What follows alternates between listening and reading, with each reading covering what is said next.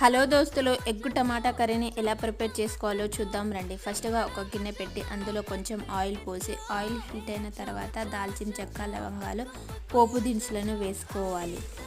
ఆనియన్స్ని వేసి బాగా ఫ్రై చేసుకోవాలి. ఇలా ఫ్రై అయిన తర్వాత అందులోకి 1 స్పూన్ అల్లం వెల్లుల్లి పేస్ట్ని కూడా యాడ్ చేసి మంచిగా కలుపుకోవాలి. ఇలా కలుపుకున్న తర్వాత అందులోకి టమాటా, 1 స్పూన్ పసుపు, 1 స్పూన్ సాల్ట్, 1 స్పూన్ కారం వేసి మంచిగా కలుపుకోవాలి.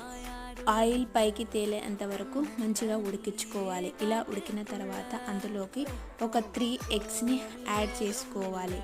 ఆ ఎగ్స్ని సిమ్లో ఒక 5 మినిట్స్ మూత పెట్టి బాగా ఉడికించుకోవాలి. తర్వాత మెల్లగా కలుపుకోవాలి. అందులోకి కొంచెం గరం మసాలా, కొంచెం కొత్తిమీర, కొంచెం ధనియాల పొడిని యాడ్ చేసి మంచిగా కలుపుకోవాలి. మనకు కావలసిన ఎగ్ కర్రీ రెడీ.